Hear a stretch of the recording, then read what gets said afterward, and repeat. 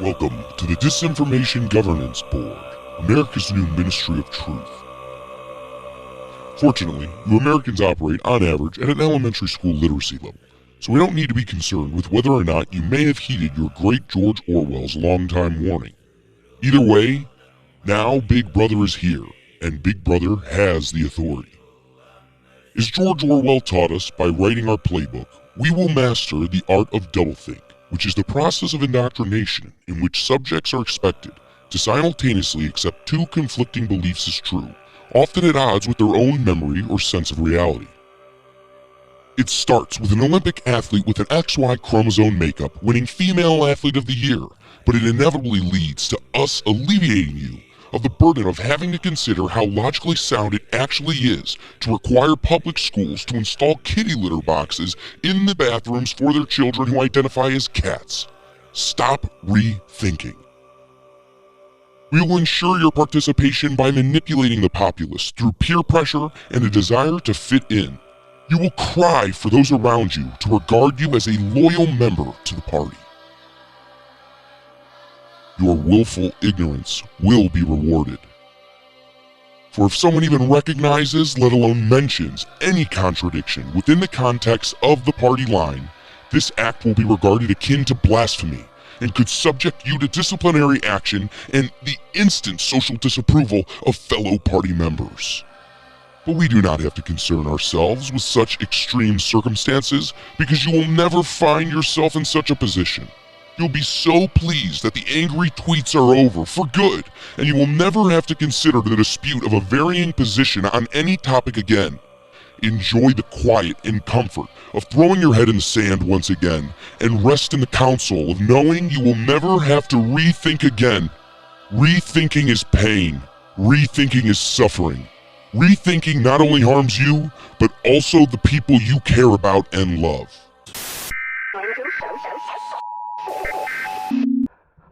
I did it. We hacked into their feed. I can't have much time, so I'll have to keep it short. For the sake of our future generations, you have to become motivated and involved. We are going to be the generation that poses the greatest threat against the party because we will be old enough to remember a time before our world was suffocated into this new reality. Soon we will be left with a populace that only knows and has ever known the indoctrination of the party. The party acts entirely and unashamedly in self-interest. The entirety of your life will be spent in service to a system that seeks to only keep itself alive. The party seeks to maintain power and is currently establishing the groundwork for a system chiefly concerned with dominating power, not for any other reason than power. They see power as an end, the only end. As a result of this, they cannot be overthrown because there is nothing else they desire except to maintain what they already have.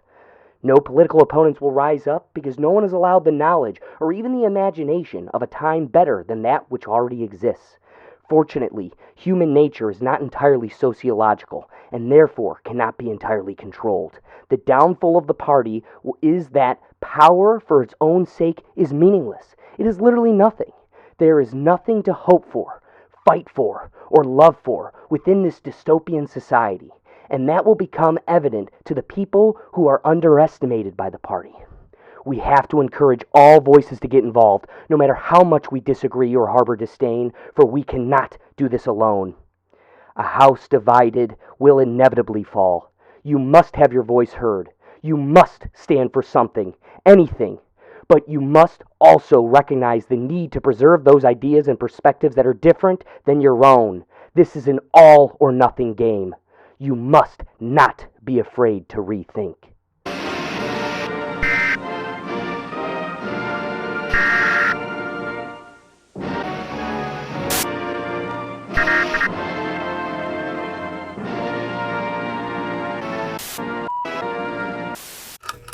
So I love that term, think tank. Think tank. I mean, you know what a think tank is? Like, how's a think tank go, Jim?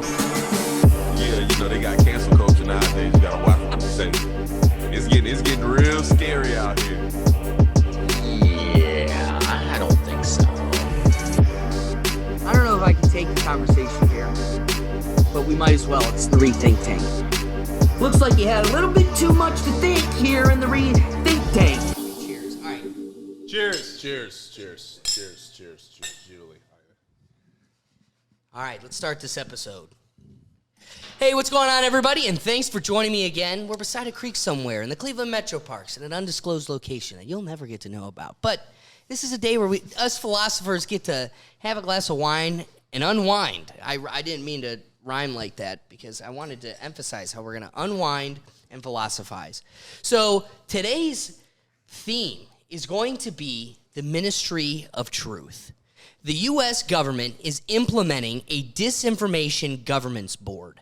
That should be alarming to you. The question is, as all of these agencies are, where does this end? If the starting point is already a governance board of information. So Danilo, before the podcast, kept asking, so my guests for today are two of my favorite. If we're going to philosophize and we're going to go against a government board, I have to build the best rethink tank board I can. And so I got the best rethinkers on the board today. And so joining me are my guests, Danilo, Radjen, and Steve Harper. Boys, thank you for joining me.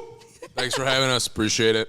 This is always a treat. So Danilo, before the podcast, was asking me, like, you got to explain, what's this disinformation board? Some of us are worldly travelers living amongst the people of the world. What's going on in America? Yeah. This disinformation board is going to be a board that governs information on the internet, on media, in the news, and it will determine what is factual and what is not. It will say who is lying. It will penalize those for speaking out of turn. And the question is, if that's the starting point, where does this end? So we've got a lot on the docket today. I'm hoping we can get at least through half of it. So to start the conversation, I want to look at a tweet that was sent out by Tulsi Gabbard at the announcement of this governance board. It draws upon a really interesting thing going on. Everybody listening here has seen the videos of, Biden turning and shaking hands to ghosts where there's nobody. And the biggest one was there was a meeting of the presidents, and all the media and all of the people there were swarmed around Obama and couldn't give two shits about the dead guy who's just like mindlessly roaming by himself. And he's like, what, nobody wants to talk to me? And so what perfectly draws upon this is this Democrat representative who tweeted, Biden is just a front man. Obama, April 21st, says how social media censors don't go far enough. So the government needs to step in to do the job. And then 6 days later, Homeland Security rolls out the Ministry of Truth, also known as the Disinformation Governance Board. So let's just look at what Obama said on April 21st, days before the rollout of this governance board. Now, the good news is that almost all the big tech platforms now acknowledge some responsibility for content on their platforms, and they're investing in large teams of people to monitor it. Given the sheer volume of content, this strategy can feel like a game of whack-a-mole. Still, in talking to people at these companies, I believe they are sincere in trying to limit content that engages in hate speech, encourages violence, or poses a threat to public safety. They genuinely are concerned about it. They want to do something about it. But while content moderation can limit the distribution of clearly dangerous content, it doesn't go far enough. Okay, so let's get to the point here. I think it's really interesting that Obama is willing to admit that these companies are genuinely concerned about this problem, investing tons of money in trying to fight it, but he goes, but, Big Brother can do it better. Let us step in, we'll tell you what's fact, what's not, and we'll police it, literally, by throwing asses in jail or slapping fines that tank people into debt. So let us take care of this. That is so alarming. And I also think this is a perfect way to kick it off because it also emphasizes how we have a dead guy at the helm of our country. Everybody knows it, and it only emphasizes how everything that's going on that affects your world is being run by a quote-unquote deep state. The government actors that we don't get to vote in and are the ones that are truly pulling the string. They tell Obama what to say, get the lemmings comfortable with fighting for disinformation, let them hand it over to the government, and then we move forward with our government's board. So what are your guys' thoughts so far, at the beginning of this convo? I'll take it off. I mean, first and foremost, social media to me, I mean, this goes back to when I first created a Facebook account. I believe it was the first social media that I had was a Facebook account. And I never once got on there because I thought somebody was going to control, penalize anything about what I said. A lot of it started, actually, let me take that back. MySpace was the first one I had. And that was the first time where you started to see where some of the social media was leading. You had to pick your 5 best friends, right? And you had to put them into your circle. Yeah. Then you had to pick your music, and then you had to do this. And if people don't come to people want to see who are your friends, who are this. But when it comes to listening to what Barack Obama just said about that, that's a little scary, is you or them or they get to pick what's right and what's wrong. What makes something right and what makes something wrong. To me, by somebody tweeting something, yes, I get there can be hate speech. Does that make somebody go out and kill somebody?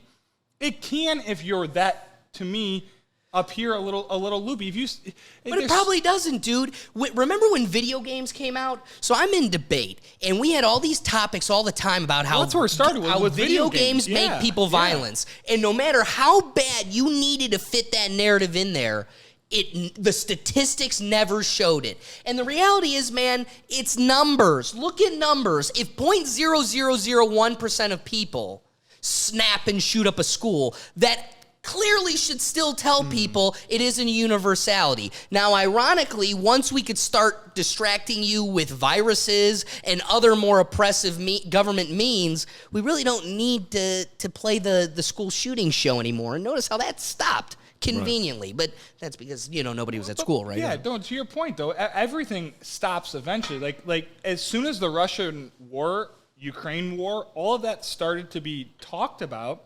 somehow COVID disappeared. In my industry, I dealt with it on a daily basis for 3 years straight basis, what it feels like. And all of a sudden, they start talking about a war in another country that doesn't really involve us too much. And now COVID disappeared.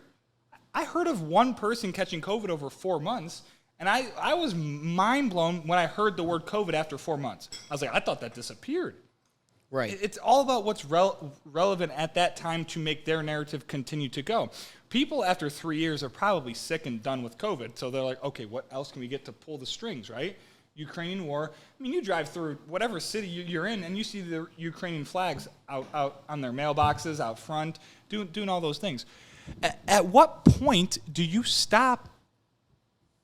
When do you put an American flag out? When do you put a United States flag out? I see a couple. Okay, I don't see a bunch. I'm going to turn this over to Danilo, but real quick, just a question for the audience and for Steve. I want you to think and let this sit with you. No answers. But tell me I'm wrong. Is it not the same person who changed their flag from a rainbow flag to a no hate lives here sign in the front yard to a, and now a Ukrainian flag? Now, is it more likely that all of those opinions on all of those different topics line up perfectly? Or is it likely that that one person doesn't know how to think for themselves and they think whatever the talking box tells them to concern themselves with today? Because you sure as shit didn't care about Ukraine until they told you to. You also didn't care about the other countries like Venezuela and all these other countries that are being murdered by us or being murdered by other countries because they're not being pushed down your throat by the TV. So that's for the audience member to answer, but Danilo. And one second, before you get in, he said the word talking box. Him and I have had a few conversations, black box, talking box, whatever you want to refer to it. I refer to them as horizontal and vertical rectangles. Horizontal, meaning the TVs, and the vertical, meaning your cell phone. Those are the rectangles that people look at, and that's the scary part, is if black mirrors. Black mirrors, exactly. The black boxes, black mirrors. When you look at those things, that should not dictate who and how you are as a person. Unfortunately, it seems like it became that way. Well, it's just, or we're not gonna go into like the TV right now. So the symbol for like the planet Saturn, Satan, is a black box. So we'll. Oh yeah, it's a cube. It's a black cube. cube. It's a black cube. So they'll say that they put that black cube. Nothing against Muslim, nothing. They have a black cube in the middle of Mecca, in the Muslim, where all the Muslims go to celebrate, worship Allah. I have respect for Muslim people. I've met many Muslim people, and they've been very good to me and very. So I'm not saying anything against religion. I'm just saying something's weird. You know what I mean? You look at your phone, it's a black box. You look at the TV, it's a black box. You look at the laptop, it's a black box. So when we're looking at TVs, what is the agenda they're pushing? Is it like Saturn, Satan? It's very connected to bad things. I also we spoke about this earlier, the TV, the phone, like Instagram, Facebook, it has helped me gain information that I probably wouldn't have gained earlier by just reading books or something. So at one end of the spectrum, I'm grateful that I have the opportunity to read into these things and look into them. But at the same time, there's a balance and there's a line where some people are just basically it's become hypnotic. That whatever goes on the TV, they think it's like the end all be all, and it's truth. When in reality, for the way I look at it, it's just they're pushing an agenda, which is what you're trying to say with the Ministry of Truth. I think what you were trying to get at is that, at least for me as a human being, like being opinionated is very subjective. Everything is very subjective. So who are they to tell me that they are kind of taking me away from a tweet or some sort of Facebook post because it's for the betterment of myself?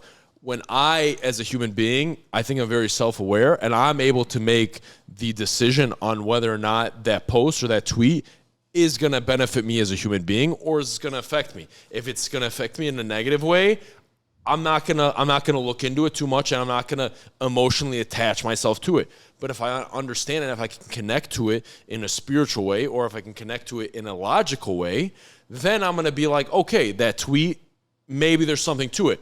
I just have a problem because now, like the TV and all that stuff, they're beginning to put on some sort of trance, and they're going to be able to control what information is being distributed to the people, which again, with TVs, marketing, commercials, they're pushing an agenda. Yeah. They're always pushing an agenda. So that is one thing that I don't like about the Ministry of Truth. I feel like we were talking about the flags, the Ukrainian flag, the rainbow flag, and all that stuff.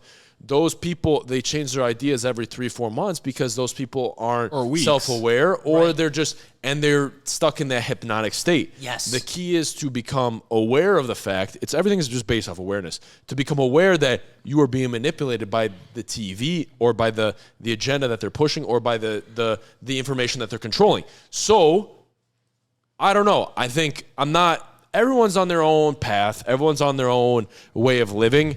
I don't judge anyone. If you're a good person, you're a peace.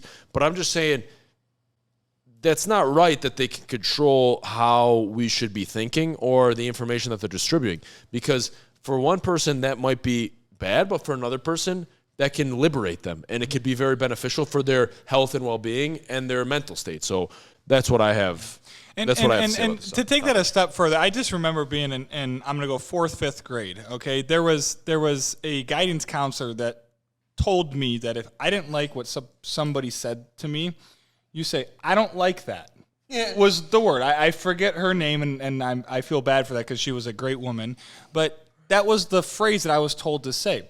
So bring it back to Ministry of Truth, rather than taking that leap and getting to a point of having a board that dictates what is or is not fact or opinion or even being allowed to be said. Yeah, like we there's mental health in this world that we've United States of America has made it pretty prominent that mental health exists here. Rather than just jumping that gun and going straight to a Ministry of Truth, why don't we educate the country or the world, for that matter, on discipline when it comes to social media? Discipline, when I say discipline, when you see a tweet, a Facebook post, an Instagram post that you don't agree with or you don't like, when I say discipline, rather than engaging and clicking read all comments, and now you're stuck in a thread for 4 hours of reading every single comment that you disagree with, and all it does is make your mind do this. Yep. To me, that's discipline. Just like if you want to go gamble at a casino.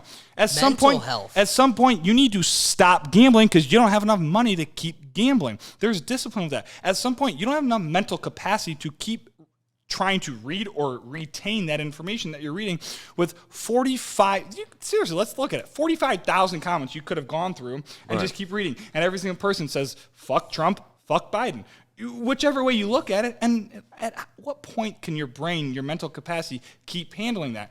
Gambling, fast food, not working out, everything's great in moderation, right? So at what point does that run out? I think we should have probably been giving lessons on discipline with social media, educating the world on how to use social media. What was his point? His point inevitably led to education. So Danilo has made this comment in our pre-episode discussions and how there's this proactive effort to make you dumber, weaker, dull your senses in every way. I would just say like lowering your frequency vibration. I think. Yes. Yeah. Well, Which in turn affects the electricity that goes with the higher the vibration, the higher the electrical current or whatever that's vibrating within the human being, the more intelligent and the more, I would say, self-aware they can be as a human being, and the way they can benefit other people. You know what I mean? So I'm sorry. No. That's why vibes exist. That's why vibes came from vibrations. Right. To your point, that's where vibes came from. Right. Positive vibes, negative vibes. I was thinking about that the other day. That is like a social, like, what's the word? Colloquy or whatever the word I'm fishing for. Where it's like that's a fun thing, but it's really rooted. Obviously, it's an abbreviation of vibration, and I think, if you were to go, I was literally showering, and I go, if you were to go to these putzes who don't know how to think, so just go to the mindless people who are obsessed with what's cool today, Cardi B and the Lakers, like whatever's sweet today. If you were to go to them and you go, like vibes, bro, right? Like cool vibes. Can you define for me what that word is? Right. And I'm sitting there thinking, like, if I went to Urban Dictionary, what would it say the definition of vibes are? And here's something. No matter how dull you are or how tapped in you are, everybody has an innate understanding of that term, which is like a colloquy, like, this fun little thing that we made up. But we all know what it means, and we all, whether we want to admit it or not, because it's said in, because 2 Chainz said it in a rap, we don't take it as serious, but you also, there is an innate understanding of what it means, and I know when we could have any group of friends here, we're shooting the shit at the bar, and if I were to tell you, hey man, Steve walked up, or, Bob walked up, and he killed the vibe. You know exactly what I mean. Right. And there's no gray area. So I think that it taps to there is an innate understanding, and it's so part of our nature, and yet we like brush it off as like just a fun little rap term or something that's unimportant or something that's fun that we, pretend to be significant at parties. Like, the vibe was sweet. No, but it's everywhere, all the time, always. Right. I don't know. It's just a unique thing. What would you define vibe to be? And it's a vibration. It's a frequency. Yeah, and to your point, Alex, I mean, let's do a poll a few times and figure out, what do you think the word vibe means? I guarantee you 90% of people are not going to come back and say vibration. But that's truly what vibe is. A vibe is the feel of the room, which, getting back to Danilo's point 5 minutes ago, is vibrations. That's really what the word vibe is. It's an abbreviation. It's of vibration. That's what vibe is. And when you, as you said, walk into a room, what's the vibe? What are the vibrations is really what it is. But people got so lazy, to all points going back an hour ago. Everyone in this world now is lazy, so we're too lazy to say vibration. We had to go vibes, or it's now hip in rap songs, and that's what we say. Also, we also know what is said in other rap songs. Now, hold on. We got off down the track of vibrations. Yeah. To further that, though, what got us to that point was Steve talking about how his whole point he created led to the point of, the key to the door out, the liberation is education. And the sad part is, no matter how much faith we put in our education system, it is the reason we are getting dumber. Right. And that's how you're able to keep control. Danilo can go, hey man, this black box is a problem, But the black box, if used appropriately, can be a great tool. As he mentioned. If you use the black box as a way to replace your thought, it's a damnation. But if you can use it as a tool to promulgate and promote thought, so Kevin Gentili, someone we had brought up, I was sitting at the bar with my buddy the other day here, and Kevin taught me a great trick in grade school, and it's been the greatest gift ever given to me, and I will take it for the rest of my life. How to use a calculator? Well, that's sometimes, depending on your calculator, that can be too complicated. But the greatest gift ever Remember given those calculators we had in like those? Dude, the graphing calculator. I remember I had to do like a parabola thing, and I like lost sleep over that. Dude, I have never Mrs. Crow fucking had to use a parabola or do like a formula for a parabola in my entire life.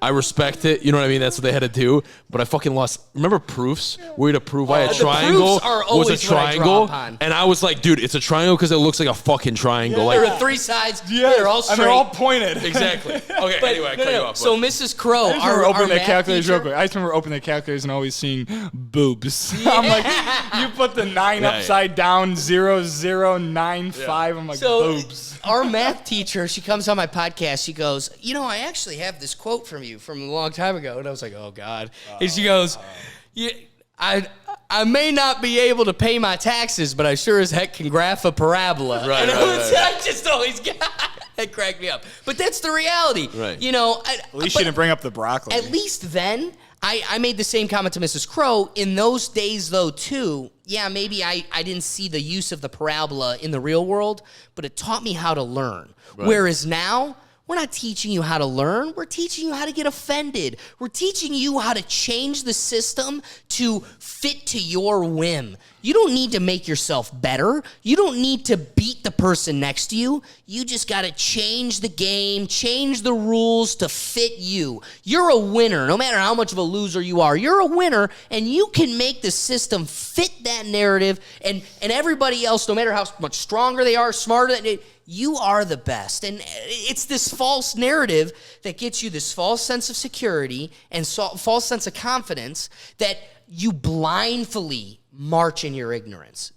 And then you regard your ignorance. A Jordan Peterson can walk up and possibly shake the cage, rattle those ideas, and you dismiss them, you throw them away because I am so tied. My character and being is so tied to my ideas that if you beat my ideas, you beat me. Right. Whereas the three of us, we're unbeatable because I don't need to be right as much as I want to grow. Right. So if I have this opinion that you should not put a third grader on puberty inhibitors, if you can walk in here and convince me that a 7-year-old needs to get his wiener cut off, I am willing to listen, and if you change my mind, then let's go to the local elementary school and start it chopping.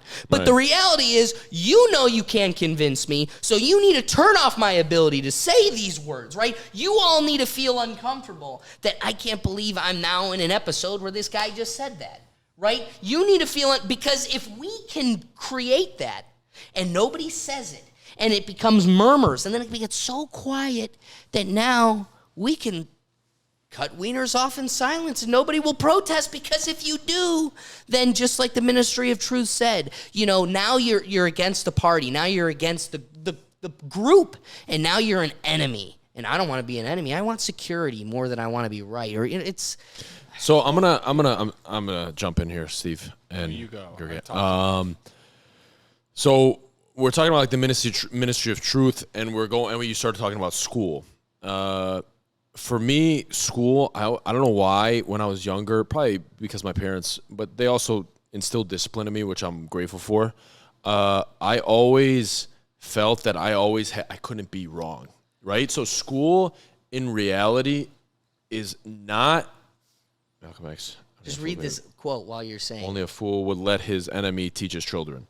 And I'm not saying... Malcolm X. I'm not saying... anyone who taught me was a fool. Does that make sense? Maybe they just weren't aware. It's just like anything that dealt with the school system was nothing at all compared to how life really was. Life over the past 3-4 years, what I've experienced, the true life, the life that I enjoy living, has been a set of failures and just kind of replanning and finding a way to success. In school, you're taught not to fail. You're not taught to, but I learned the most lessons when I was failing. Does that make sense? 100%. So 100%. So this is going to be maybe a stretch, but I'm trying to bring this all full circle. I think maybe for this Ministry of Health or for the people that are whatever they say on the TV or whatever, in school you were never taught kind of to think for yourself, because it was just kind of everyone had to be you had to think this way, you had to be taught this way, and there was nothing outside that box. Yeah. So in a way, if you begin to think for yourself, you have the opportunity to fail in front of others, because you are failing in the eyes of other people, which is what school is teaching you not to do, which is to not fail, right? So, because if you fail, what happens? So if you fail, you don't go on, and you don't succeed. I just want to double back. Also, the reward system is we don't reward the most creative, the most innovative. We reward the most drone-like. If you can memorize don't think. No. I want whoever can best regurgitate my words and my thoughts, they get the star. Right. The person who can't keep their attention or maybe is a little bit too creative or innovative with new ideas. No. Not your ideas, our ideas. So it also is a reward system that rewards the most drone-like, in my opinion. I agree. And the fact that you do not want to fail in front of the eyes of other people, because you were taught never to fail or to think for yourself, you are afraid to show your uniqueness and to give out your opinion, because you do not want to.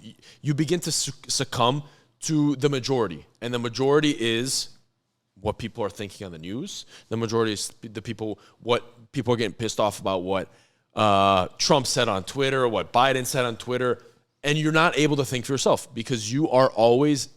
You are consumed. You are scared. It's consumed. Is the word consumed? Yeah, you're consumed. Yeah, and you are consumed by these outside forces, and you are afraid to be a failure with those people and those. I'm just trying to think of the way I can relate it to school. It's you're spot on. It's a big. I don't know how. It's a big way of kind of just making a revolution, a circle about how everything comes full circle in related to school. But it's just not teaching you how to kind of think freely, and that maybe with the way the habits that they developed growing up, it makes it more difficult for us to think for ourselves and to neglect what they're saying on TV or on whatever social media website that you're trying to follow.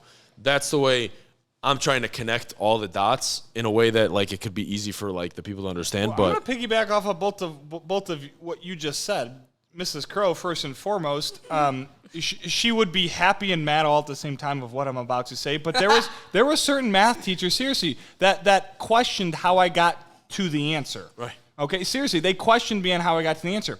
Math, if you ask anybody, they know it's my favorite subject. That's not even close, because I was able to figure out math that everybody knows you can get to the same answer many different ways.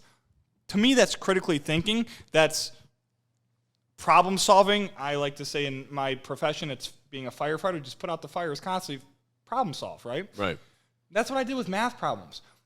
I knew a calculator, and I knew simple paper math, right? And all those things. And I got to a solution quicker than other people did in less steps, whether it was a calculator or by hand. And then the teacher would pull me in and say, you didn't do it the right way. And I said, I got the right answer, didn't I?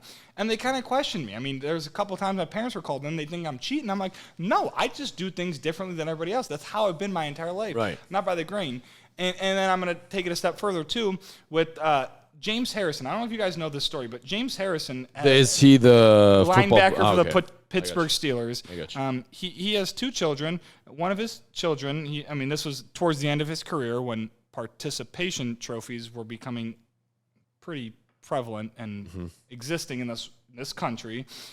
And one of his children, I don't know, I'm assuming a football tournament because that's who James Harrison is, played in a tournament, and they lost. They last place, something like that. And they're in the car on the way home. They're on the highway, and both of his sons, or one of the sons, got a participation trophy. And James Harrison took this trophy out of his hand and on the highway tossed it out the window. toss out the window. Because he said, that's not how you live life. Right. This is a professional athlete who has worked his entire way up through the ranks, working for one of the best organizations in all of football, let alone, to be honest, probably the world. The Pittsburgh Steelers is a Class A organization. They do everything perfect. Rooney's run it perfect. And this dude took a participation trophy that his 6-year-old, 8-year-old at the time won, tossed out the window because that's not what life's about. You need to be a winner. Right. I'm not saying everyone needs to go sit there and be A+ student, and I'm going to take it one step further too. Coming to schooling, the ACT to me is an SAT is one of the stupidest tests I've ever figured out in my entire life. Agreed. So a couple people, they get a 36, which is a perfect on math or science or English or history, okay? They get a perfect. Because they're the best drone. At that. But they're the best drone. They're not the best at innovating new ideas. That's the problem. No, but we don't want those guys. But and we don't want to encourage that. If they're the best at science, meaning they got a 36 on science and they got an 18 and 18 and 18 on the other 3 subjects, I want that person being the scientist in my country. But the science in the ACT, I need to reemphasize, is not science. Like the practice of lab research. It is. Please regurgitate the science our indoctrination has already distributed. Yeah. So let's go a different subject. If you fail one subject, you're classified as dumb.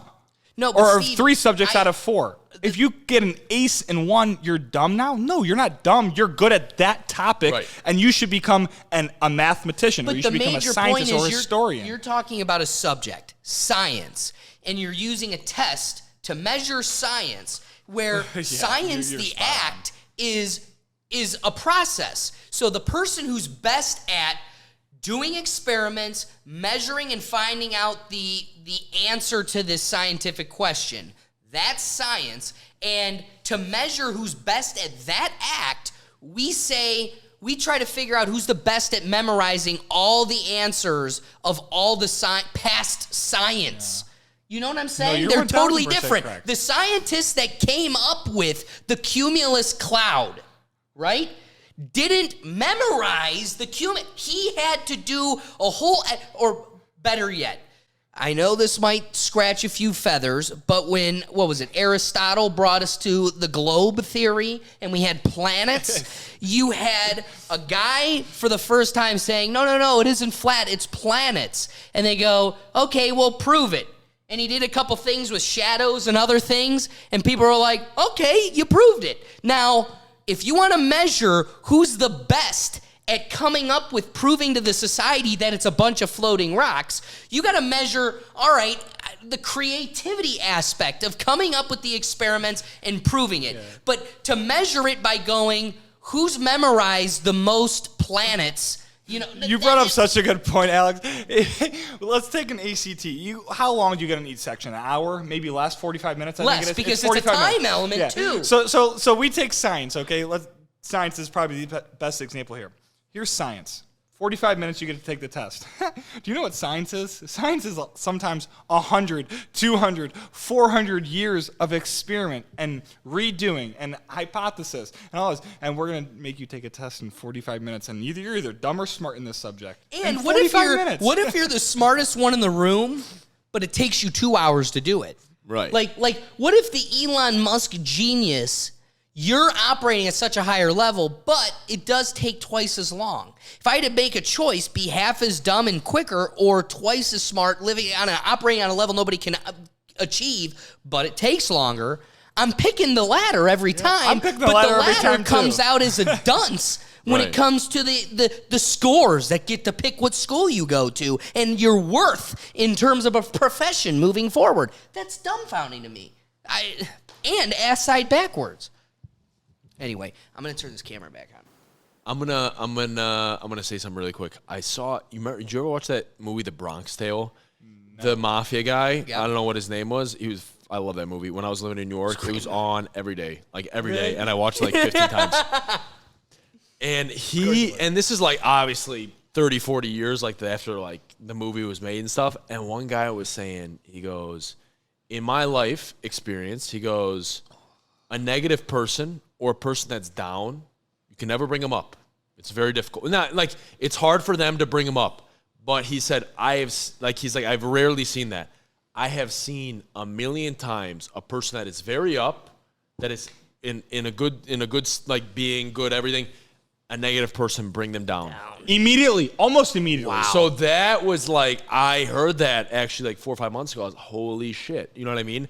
And it's like the ego kind of like you like, and I heard this again, like it was Tyson Fury's dad.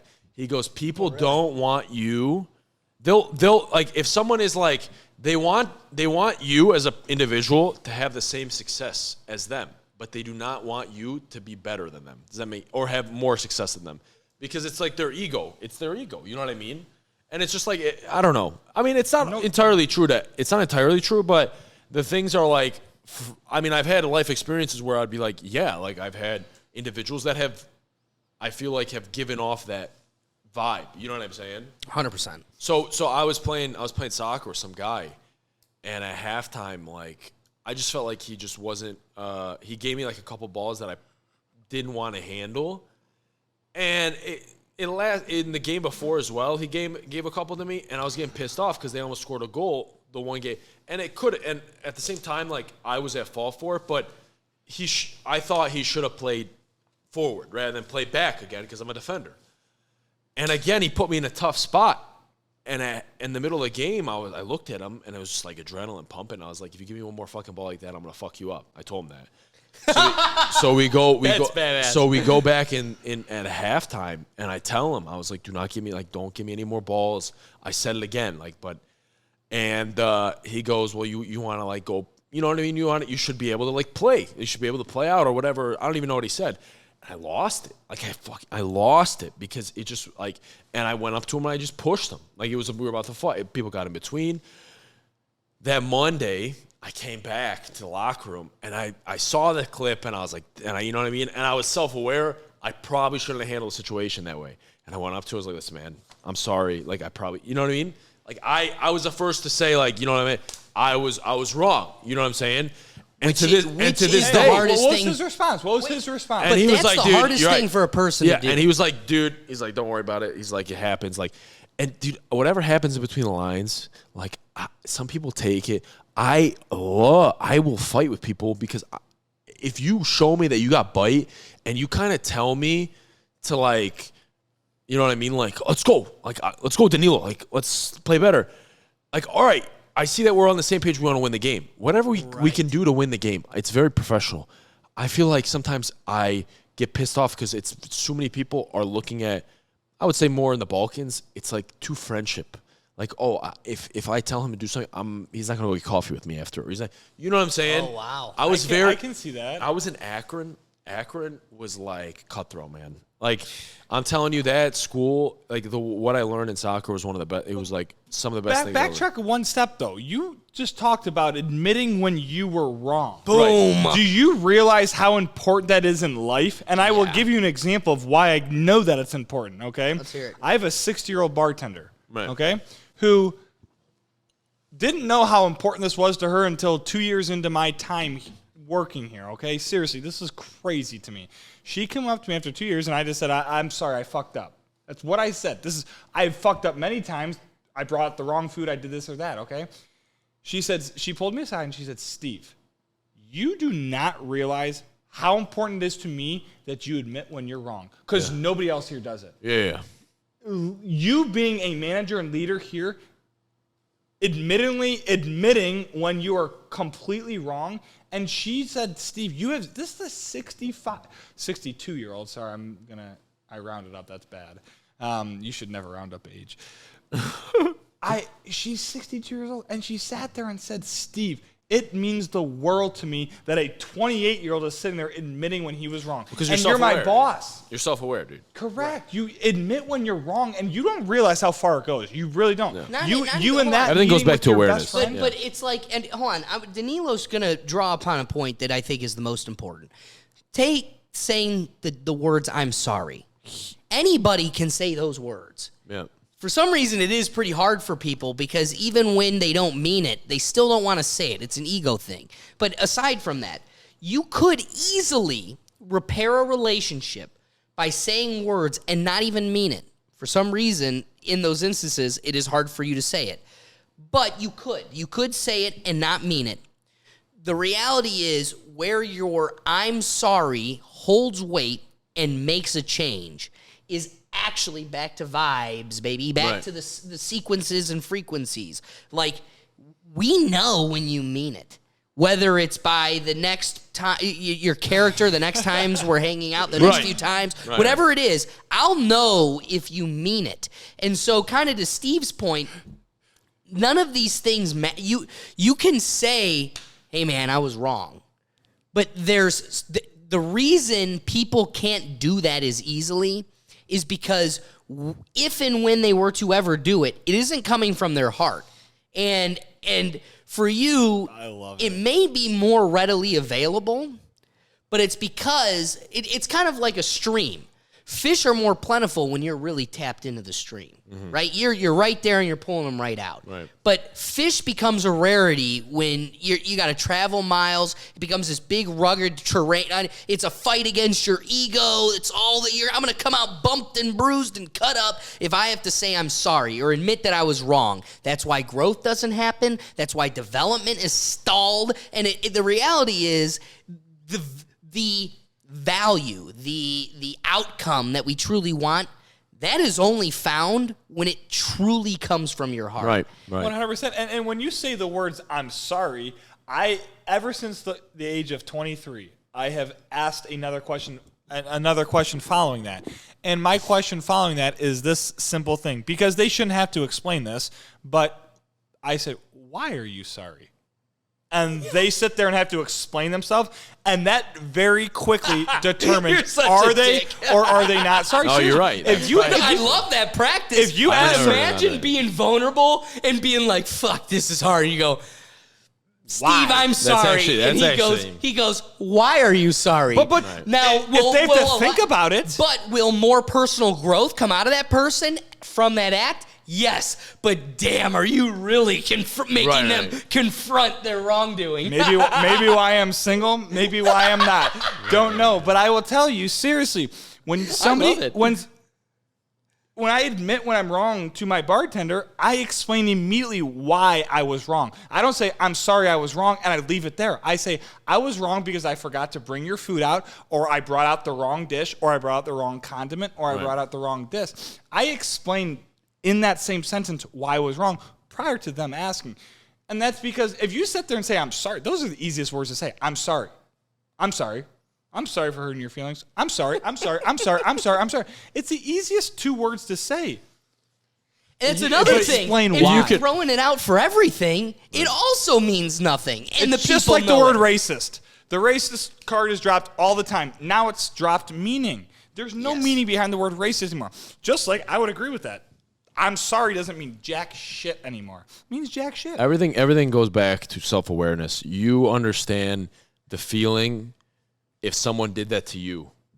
Does that make sense? 100%. You're self-aware of how you would feel, and you understand that I need to repair this situation because I was in the wrong, and I know how I felt if someone would do that to me, and how I can make amends to the situation. So you take on the onus, and you're like, I'll be the bigger man. You're self-aware of what you need to do as an individual in order to help that person, because you can step into that person's shoes as yourself. Does that make sense? 1,000% makes sense, Danilo. And if you can be self-aware, then that's the biggest thing, dude. That's in all these situations. Sorry, I think... Do you have any other topics that we have to... I just want to... There's a couple quick things that I want to address. Because I know we just kind of digress a little bit. No, I love that. That's the point of a podcast. Okay. But bringing it back then to the Ministry of Truth. One of the coolest things said by Dave Smith, comedian and libertarian, he said, if citizens being able to speak freely to one another is a giant threat to your system, then your system never deserved to exist in the first place. I think that is so... At the time, it was in the context of the Twitter thing. All these people throwing their hands up. Elon Musk is buying it. I'm leaving Twitter because it's no longer a safe space. And he's like, the reality is, if you can't have freedom of speech, even if... The reality is, if cutting kids' wieners off is virtuous, it is not virtuous if you cannot let that statement exist in the same world as somebody saying you shouldn't cut kids' wieners off. You get what I'm saying? Yeah. I'm freely saying this because I know your statement can't exist at the same time as mine. I also welcome it because I think my statement will defeat yours. You have to turn off my statement, hide it from people, and make it seem as if it never existed because the reality is your idea can't defeat mine. I think there's a great point here is your system doesn't deserve to exist if it doesn't promulgate the ideas of everybody, regardless of what they are. And here's the other thing. So I had this girl from law school. She was a really great friend of mine. She's been on the podcast multiple times. I reference her all the time, Ashley. She looked at me and she goes, we need to silence, shut off, and turn off, cancel people who are racist because she's black. And I go, Ashley, I agree with you that these people are damnable and they're so misguided. They don't deserve the virtues of our society. But let's say you're the son of an ignorant parent, and the ignorant parent says, Asian people are evil. Every day you hear that. Her argument is we need to stop the father from ever saying that. Where I think the answer is getting that child overexposure. The more you expose yourself to other ideas besides dad's ignorance, the more you realize dad is ignorant. You don't need to turn dad off for the best idea to win. What you really need to do is expose that kid goes to school, he meets an Asian kid in class who's his best friend. He goes to soccer practice and he plays with this. And while dad goes, Asian people are evil, but I keep meeting all these Asian people. They're kind to me. They've opened their home up to me. The more I experience life, the more I realize dad is rooted in ignorance. 100%. So the reality is the way you combat all of this is overexposure, and their fertilizer, their answer is to eliminate all exposure. Get into your quiet space, an echo chamber. So I'm going to speak about that because I'm going to, that entire situation right there. I'm going to use one word to describe the whole thing. That's called shelter. Boom. When you are being sheltered, I witnessed this. I went to University of Dayton, graduated in 2016. In 2012, when I arrived at my freshman dorm, news to you or news not to you, I drank in high school. Okay? And when I drank in high school, I had some fun. I went to parties, I did this and that. And when I showed up for my first day at Dayton, kids were beer bonging, drinking a whole fifth of vodka, thinking it was a water bottle. Literally thinking they're drinking water. Well, what's happening? 15 to 60 minutes later, there's the EMS. There's the EMS. These kids are foaming at the mouth, all this stuff, because they were sheltered throughout all of high school with their parents telling them, you can't drink, you can't this, you can't that, you can't this. And then as soon as they go and get one touch of freedom, which in the United States of America, you go to college, you have all the freedom in the world. There is literally no one telling you what you can and cannot do outside of a police officer or a bouncer asking for your ID. That is the only thing that is telling you you cannot or can do something, is that ID telling you can't get into a bar. Go to a house and you can do whatever you want. But watching these people consume alcohol on a level that I've been partying for 3 years at this point, I had never consumed at that level. And now all of a sudden, yeah, they might be dead. They might be this. They might be puking, foaming at the mouth, seizure, all this, because they were sheltered their entire life. You can't do this. You can't do this. As soon as someone tells you for 5 years you can't do something and you get the one instance of freedom, what happens? Yeah. The first day you had a freedom, and what happened? You saw people. This isn't only at Dayton. This is every college throughout the country. And that's what's crazy to me, is being sheltered. Outside of drinking, let's go to everything else in the world. Asians, politics, anything else in the world. When you start to realize how people are sheltered, it impacts their decisions going, they finally have freedom. They finally have freedom. I don't like to call it freedom because in this country, I think we have freedom most places we go. But that's the scary part to me, is I witnessed myself, people consuming alcohol at a dangerous rate when I consumed it also at a dangerous rate, but it didn't affect me the way that it affected them. Right. What you're like saying about sheltered, which is, I mean, I'm not proud of that either. No, I'm just kind of explaining to you my situation as well when I was in Serbia.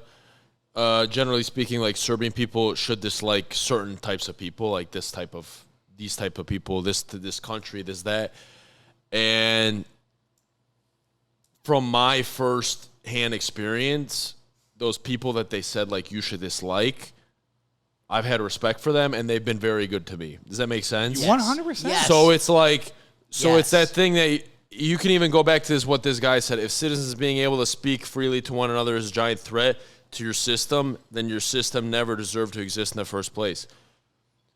So let's say I was in a country, for example, that was, let's say Ukraine. No, I'm not gonna. That's Ukraine. That's kind of like freaking tough right now. I'm just gonna say, like, if you're in a country and in that country, you know that they hate a certain type of people, right? And they restrict you from saying like anything good about those people. They just want you to hate them, right? Then you in a way, kind of. Because human beings are adventurous people. Usually if someone tells you to think one way, you always want to think the opposite way. Yeah. So, Well, depends in a way, who you are. like, It does depend on who you are. But it depends on who you are. Yes. So being able to speak freely to one another is a giant threat to your system. Like, I'm looking at what this guy said, and it's just like, in one aspect, the government may think like they're thinking that these people are like bad people, but in reality, they're not that bad. It's just very subjective. And he's bringing up the point, like, it's so subjective how the government is going to control that thing. So in my experience, the way I think about how certain countries should be, or how I perceive those countries, because as a Serbian, you should maybe sometimes disagree with these types of people, the fact that I went out and I saw firsthand experience how these people were to me, and I had respect for them, they had respect for me. Anything that they would say on Instagram or whatever, Twitter, that we're saying hate those people is the complete opposite than as how it should be in the real world. The way I what you felt down here, yeah. Does it make sense? So it's just kind of like... Yeah. That even further emphasizes when you talk about the Ministry of Truth or a Disinformation Governance Board, the one thing that keeps popping up that I wanted to keep inserting, this is the perfect opportunity. When you talk about subjectiveness, what we really need to acknowledge what this agency is. And again, I've said this enough on the podcast, but everybody knows the three branches of government. Everybody was taught that they all balance each other out. Most people were taught that. Or they were all taught it, whether or not they retained it or paid attention to I just thought in my head, I was like, did I retain that shit? But executive, legislative, judicial. I got it. Don't worry about it. Basically, the president's an executive. Shout out Mr. Brennan in history class. So whether you remember... That in my head. Whether you remember each branch or not, there's at least the basic understanding that there's a check on each other, a type of balance. And what's sad is we have, over the course of our government, created these agencies where they can create laws, and these agencies are entirely outside of those three branches of government. So they get to police themselves, they get to legislate and police us making laws. So I say all of that because I want to reemphasize that this is an agency outside of our checks and balances that operates on the subjectiveness of information, and what this really is in the grand scheme of things is those doggone fact checkers. And everybody knows you could pick a fact-checking company, whether it's the one that Facebook uses or whoever. Everybody knows of a fact-checking company. How many of those exist? You know this answer. There's probably a good 5 at the top of the market, but there's a ton of them, man. Okay. Whether the reality is anybody could call themselves a fact-checker. It's whether or not Facebook is going to fund their algorithm using your information. Alex, I really thought that there was one fact-checking company. It was Facebook. Oh, Meta, there's PolitiFact. There's there's like they're news companies. to me. And so they get to have their own and you buy into them on their trustworthiness. Do you believe them, or what's their authority? The problem is now This Disinformation Governance Board is a fact-checking company, and everybody knows a fact-checking company with a bias policy that has been caught in a lie somewhere. And then they also now, it's that fact-checking company, third-party company, a corporation. Oh, but now it has government police powers. If that doesn't take if we could all sit here and go, there are problems with fact checkers, that's a problem in our society, and go, yeah, but the answer is we should give them legal authority. Excuse me? Well, I think what you're trying to get into here a little bit is we elect certain people who we did not elect. These are not elected We officials. did not elect the Ministry of Truth Board, and those people were hired by the people that stole an election. I'm gonna put in quotes. We elected. Wait, with the most votes in American history. I'm gonna put that into quotations. That whole thing Wait, there. hold on, guys. Today was the vote, because this is going to come out on Friday. Today is Tuesday. Today was the day to vote for the prelims, which don't matter. It's just a show. But today was our day to vote. Do you believe in 2 years anything has changed to reassure you in the integrity of our voting rights? Ken, thank you for your help today. I was gonna say you better get in here. You want to be in this? The Rethink Tank podcast on YouTube. Here, you know what? Actually, let me give you a card if you don't mind. Are you a card too? You want? We should introduce him into the podcast. No, he's a fun time. I'll listen. Yeah. So where do we leave off? It's either you're gonna be agree with us or you're gonna be completely on the opposite side. So, but again, I would welcome that. That's the problem. Is even if you come out on the opposite opinion, there's two type of people in this world, and it is the person who's welcoming. I want to draw upon. So Joe Rogan has this guy on his podcast who has derobed the most KKK members in the country. Like he just, and you know how he's done it? He's sat down with people who look different than him and make them confront their ignorance. Well, you think this of me? Well, what have I done to make you think that? I've welcomed you like a gentleman. And you've had an articulate conversation. The problem is there's two types of people in this world. And there's the people that are so sold in their ignorances and their blind ignorances that they'll do whatever they can to preserve it. And so I can't combat my ideas with someone else. And then there's other people who I don't need to be right. I don't need to be right. I just want to be liberated from my ignorances. This is my position. I know when I go back 1,000 episodes from now, and I'm 40, I'm going to look at this and go, that kid is a moron. I can know for a fact this is what I feel. You're talking about me, right? I'm talking about myself. And I will know that right now I'm a moron to the person I am in 25 years. You live and you learn.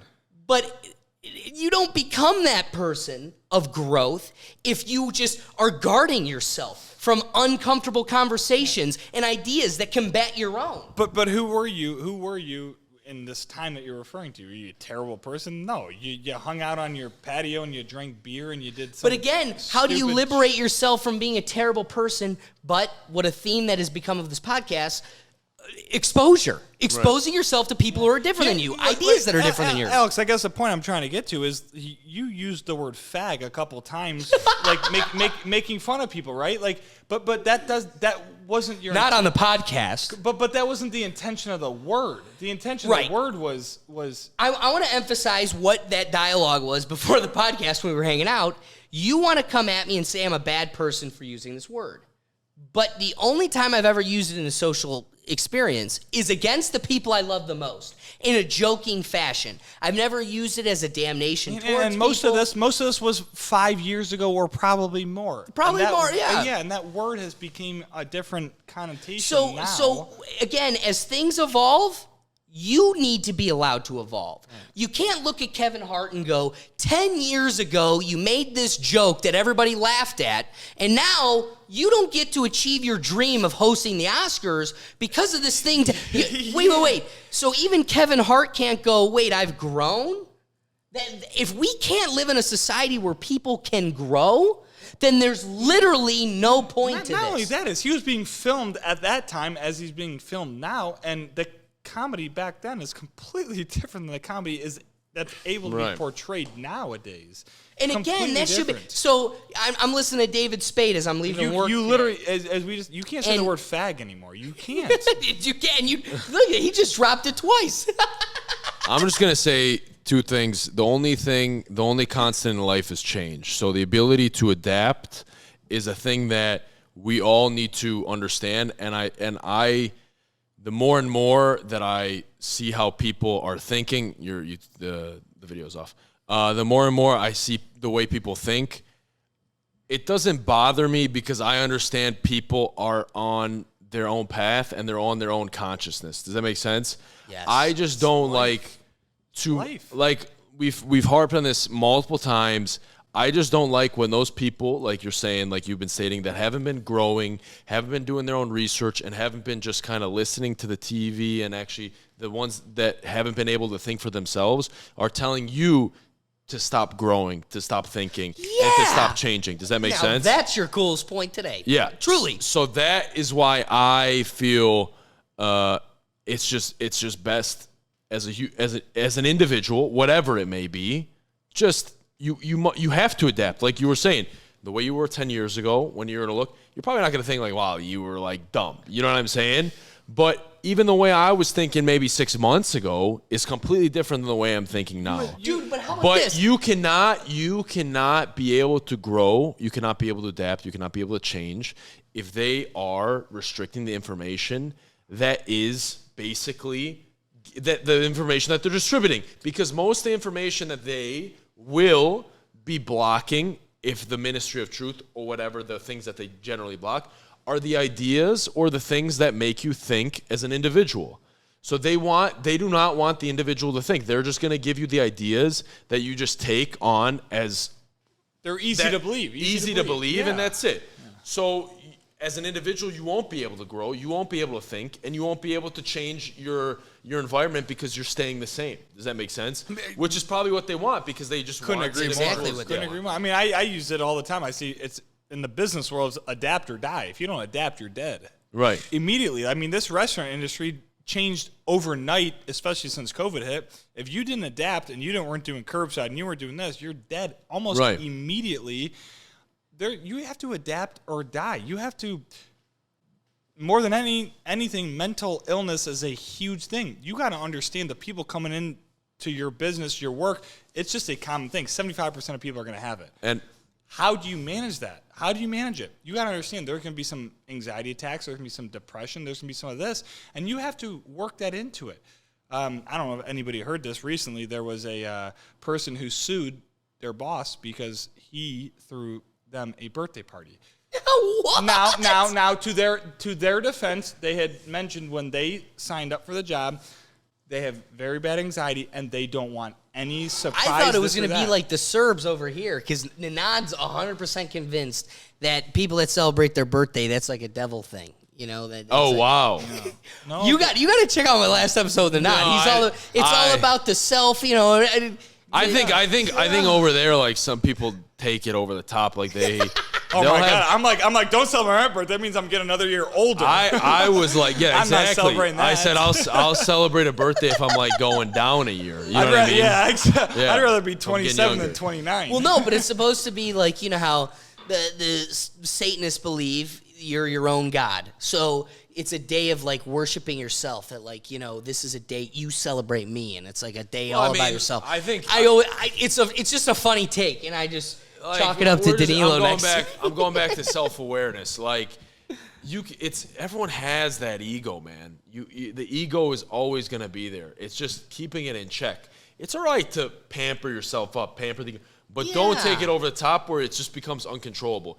And what you're saying, Steve, where you said like the adapt or die, some people in business, it's just like, I'm like, this is kind of like what Gary Vee was preaching, but I'm not even like, I haven't watched Gary Vee in a while, but he's just talking about you have to be self-aware, because you have to understand in yourself that if you're not changing, then your business model or you as an individual will fall, because you're stagnant. You're not changing, which is the thing I think is what they're trying to keep individuals in a state of ignorance by basically monitoring what they're putting out on Instagram, Twitter, and Facebook.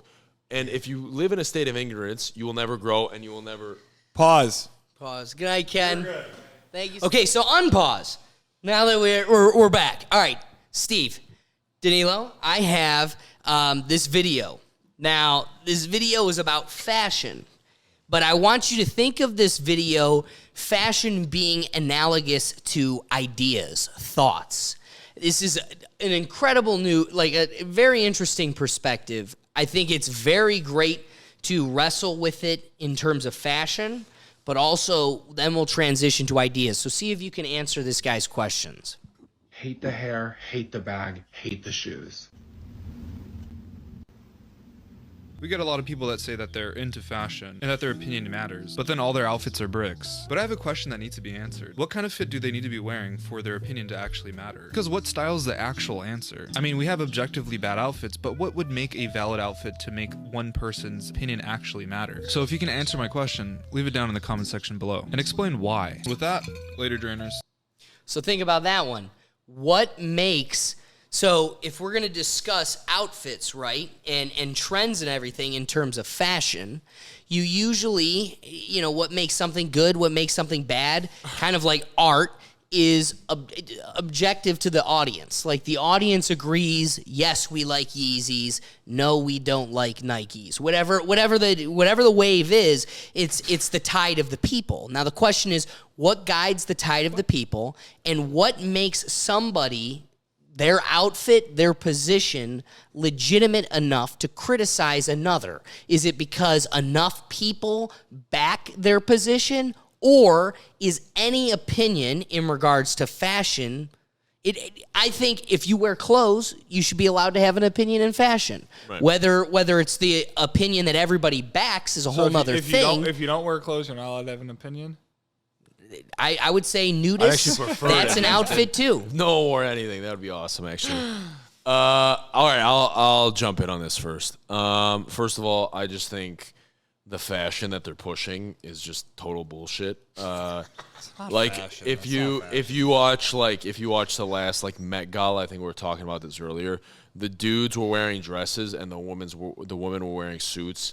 If you call that fashion, it's just cross dressing. It's basically but the problem is the marketing. Like if you don't realize the agenda that they're pushing, or just the fact that what they're selling you is just bullshit or whatever. It's if you watch in Europe, there's this fashion TV and all these models, all these girls that are showing off, dude, they're so skinny and they have no tit. I mean, not saying they don't have tits, but they're just hormonally, you could just see they're not healthy individuals. Right. And they can look good in this clothes, that, you know what I mean? Even the guys, I'll watch it, it's fashion TV. The guys are wearing dresses. Dude, how? So, if you're basing your fashion, or if you're basing how fashion should be off of the things that they are marketing to the public, your sense of fashion is basically very controlled by what they're pushing. So it's not even the idea of your fashion is not even your idea. It's the idea of the marketing that they're pushing onto you. Secondly, I just don't think it looks good when what they're pushing. For me, I don't know, man. I think men, the way people were dressing in the 30s, the 40s. I remember my grandpa, they would just wear suits all the time. I watched The Godfather 2 days ago. Corleone, all these people, all of them were wearing suits. Dude, that's sick, man. You know what I mean? I think that's fashion to me. Watch Peaky Blinders, and you're like, that's what I want to look like. Not only that, you see a dude walk into an interview, and he's wearing joggers that are tight around the ankles, no socks. I have a story about this. Jordan tennis shoes. Okay, give us a story about joggers. No, not about joggers. It's about a story about what happened in an interview process. So my dad, he was actually getting interviewed by the company that I worked for 30 years. And there was 3 guys in the interview. At this time, my dad didn't know a lick of English. My mom went with him to the interview. The 2 guys that went to the interview, other than my dad, were wearing jeans and some sort of shirt. My dad went in to the 9, suit, classy suit, collared shirt, tie, pants, business pants. shoes. You know what I mean? Like nice shoes. 2 guys went in. My dad, third guy. After my mom, I don't know how she talked or whatever. Like she spoke for him because he didn't know English. After the interview, like, when do you want to start? And we always said the reason why he got the job was because he came to the interview in a business suit. Yep. What you were about to say in the interview or whatever. Yeah, so. no, it's real quick. Joggers aren't the way of an interview, man. But the thing that I want to harp on with that clip is while, Danilo raises some great points about, fashion right now, it's BS. And men in dresses, that's crazy. But the philosophical question wants you to ponder on, what does Danilo need to be wearing for him to be able to say that man in a dress is BS, right? So instead of fashion, make it ideas. What ideas do I have to have for me to be able to say your idea is bullshit or shouldn't be worn or shouldn't exist? Let me interrupt there real quick, because I don't think Danilo, I don't think you or myself will ever sit there and say somebody else's idea is bullshit. Bingo, you're catching what I wanted to hear your guys' answers, but there is a right answer here. And the reality to that guy's question is there is nothing you can be wearing to better as long as you're a thinking person. You deserve to have a thought. Well, that's as hard. long That's as you're hard a to clothes-wearing person, you deserve to have an opinion on fashion. No. That's my thought. I couldn't agree more. But that's the hard part. As I said, that's hard to determine a thinking person, especially more nowadays than ever before. A thinking person, like, go ahead. No, I actually said, like you had said, like, we're not going to say that people, like, some way people dress are, like, is bullshit. I actually said, like, when guys wear, like, dresses or girls wear, like, suits, that kind of was just, like, and it's, like, nothing against them, but, like, I know that's what they're pushing. You know what I mean? Like, that's how, I just don't think that's how it should be. I will tell you something about perspective, about how it is sometimes in Europe and how it is here. So, like, in Europe, in Serbia in particular, if you wear Tommy Hilfiger or if you wear Calvin Klein, you are like unbelievable. You have money, or you're like dressed to the nines. Here in America, dude, you wear a regular day. You wear Tommy Hilfiger. You're like, what the fuck, dude? Like, I wore that when I was like 10 or 11 years. We get our fashion from Europe, dude. So because it's a pivotal symbol there, but those are American brands. Calvin Klein and Tommy Hilfiger. That is true. So for them, those brands are like luxe, like to them, like, you know what I mean? Awesome, like exclusive, blah blah blah. Here we're like, you know what I mean? And exclusive to us. So when that guy was asking, like, who are you to judge what fashion is? It depends on country, what kind of perspective you're coming into, like where you're coming from. Does that make sense? Because in Serbia, Calvin Klein and Tommy Hilfiger was like, whoa. For me, it's like, I told him, I was like, dude, that no one wears like Tommy Hilfiger in America unless you can wear Tommy Hilfiger. Some people do. But it's not like a brand that you're going to like bend your back over and be like, dude, I got to get Tommy Hilfiger. You know what I mean? Like, no, I think you raised a great point. But see, to my thing is you've got whatever that Doja Cat, whatever the TikTok Illuminati is pushing this star. Right. He's ridiculing her dress. And then the person wants to make fun of him by showing like, well, your fashion ain't shit either. My point that I'm trying to make is, who the hell are you to say my criticism against Doja Cat's dress is less legitimate because of the fanny pack over my shoulder or whatever his outfit was? It's like, I can also be wearing stupid clothes, to your opinion, and this still be a bad-looking dress.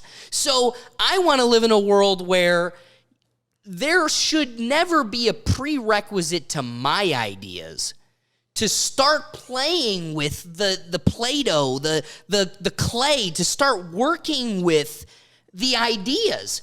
To say Kanye West, if he were to have first launched himself into fashion but had a terrible sense of fashion, you know, that's something he probably had to develop. Real quick. Does he have a good sense of fashion? I saw his shoes. Yes, he does, dude. I'm sorry. He's predicted the future. Every time you go... Wait. That has nothing to do with fashion. That has nothing to do with fashion. Stop. I'll turn your microphone off. That has Here's nothing what to I'm do with going to tell fashion. you. The reality is, I am not a Kanye fan. Turn his microphone off. But I'm just fucking. I'm just looking at you. I'll do it for you. No, but the reality is this: I'm not a Kanye fan. But what is definitely something we all need to acknowledge is Kanye has predicted all the trends. If you ever see that, do you guys remember the video of when he brought... He is predicting zero trends. He has created... So do you remember when he brought the people out and they were all wearing homeless people clothes?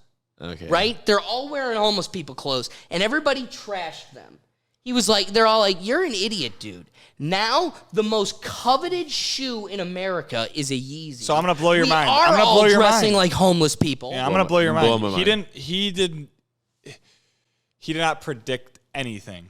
He created the trends. There's a big difference there. Sure. He did not predict. Even cooler point. Okay, but predicting and creating are two completely different things. They are very different. Bro, if you're Illuminati, they're gonna push the shit out of you, dude. So they're probably like, oh, these shoes, Kanye, we're just gonna create like a new brand. Did you guys see the most recent shoes? Over materialism, where they just need like, if I have these shoes, I'm like the best guy in like the school. You know what I mean? So that's not predicting. That's creating. It's creating, and I agree. And what his newest Great shoe? point. Did you see the newest shoe?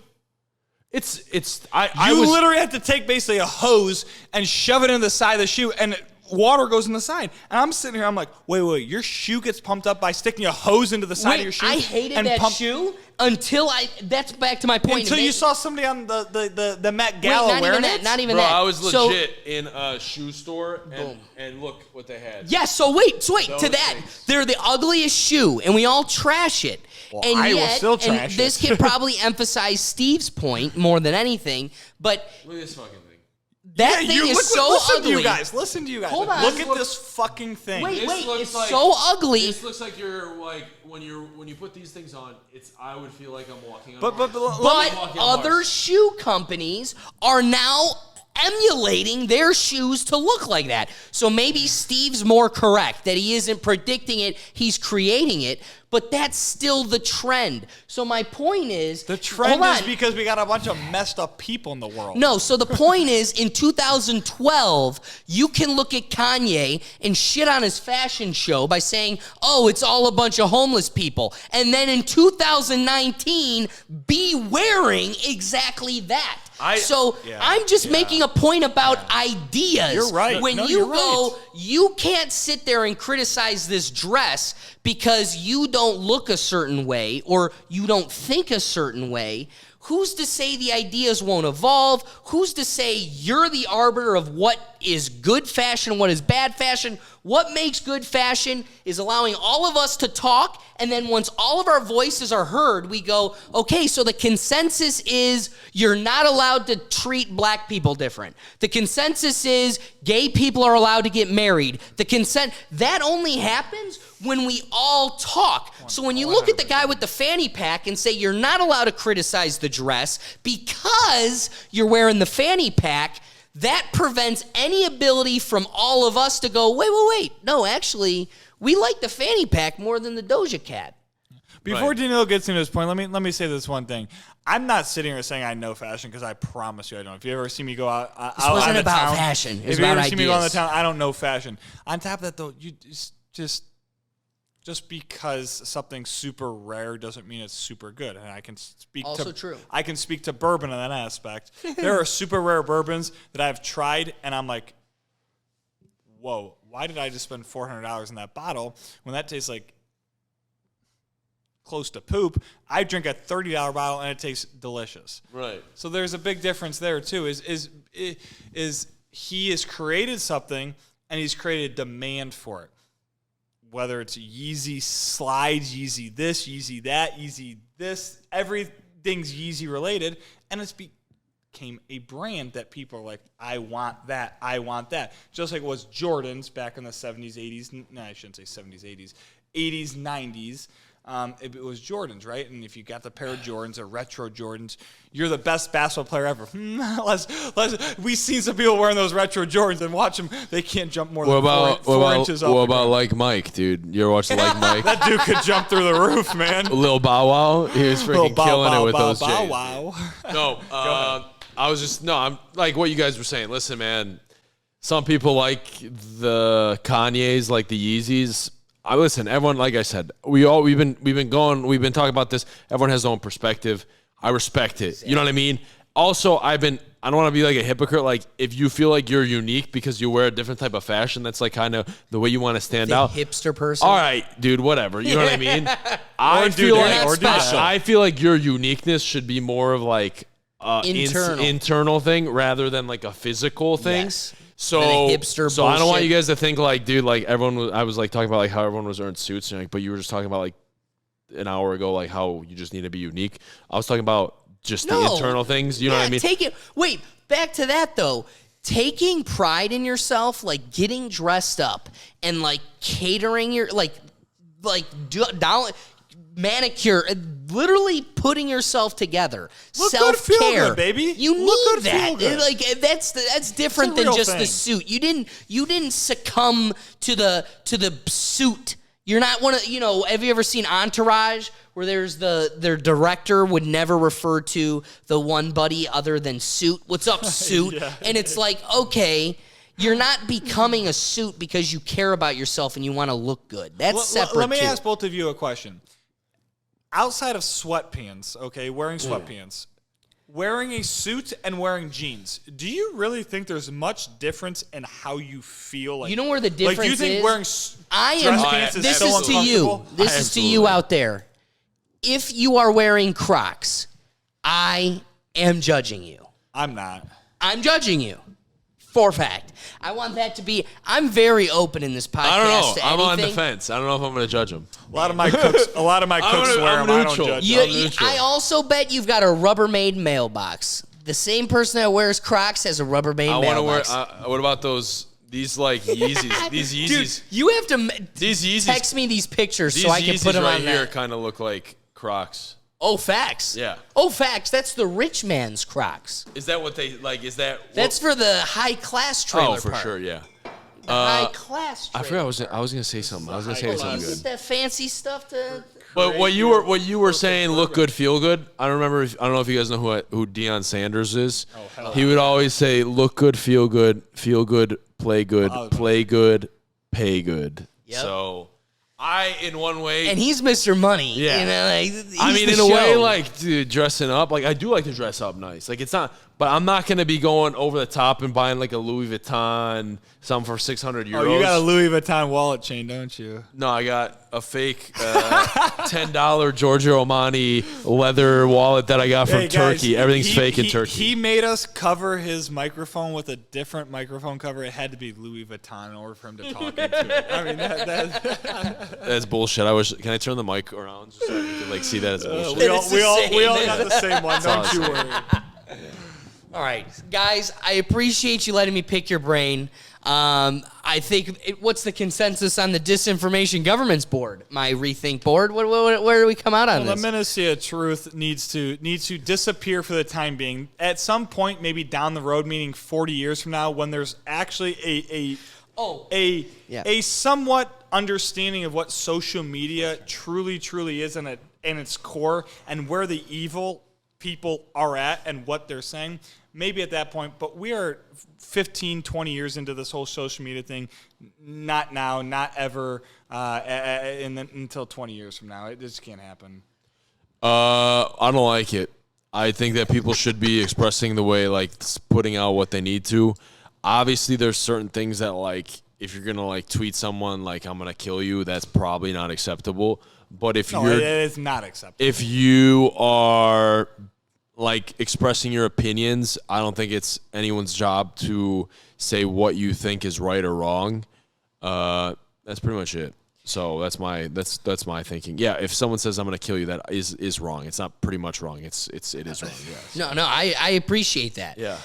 My final thoughts on the Disinformation Board: heed the warnings of George Orwell. The thinkers before us have paved the way. The reality is, the only past regimes with a Ministry of Truth are Kim Jong-un, Stalin, Voldemort, and not Elon Musk, but a real Nazi. I know, just like I'm sorry and I was wrong. Another thing we like to and I'm racist. Another thing that we like to overuse and just plaster on people is Nazi. The only other person that had a ministry of truth was the real Nazi, King Hitler. So you come to your own decisions on whether or not your dead guy at the helm did the right decision representing you and your beliefs by implementing a disinformation governance board. But in light of that, Danilo, Steve, guys, sincerely, thank you for being vulnerable and coming on here and shooting the shit with me. No problem. Alex, thank you very much. It's always a pleasure to come on here. It's always great conversation, great people, great fun, great bourbon, great wine, anything else above. It's always a good time. There's never a down time on this, and great conversation. Danilo, great having you in town, man. Yeah. It's always good to see you. It's always a treat. Yeah, obviously this is not like the reason why I want to be in town. I had to like get surgery on my hand, but Damn, it doesn't you couldn't matter. have let them think that. I'm grateful. I'm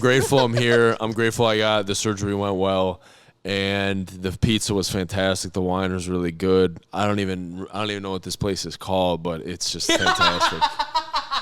You're not allowed to know what it's called. Yeah. So anyway, guys, You'll get a little thank hint you. to the bar, and maybe you'll figure it out. Yeah, bingo. You'll walk right into this bad boy. Right. Anyway, guys, thank you for your time. If we made you think, if we made you laugh, the best thing you can do to support this podcast is share the episode. Take that link, share it around. But don't forget to just pummel that subscribe button and then karate chop the notification bell. Otherwise, guys, you can catch all of our Rethink Tank content at our website at www.rethinktankpodcast.com. And like I said, the best thing you can do to support this episode is share the podcast. Rethink Tank, baby. Woo woo. Otherwise, we'll catch you on the next episode. Peace. Love you guys. Peace. Thank you, gentlemen.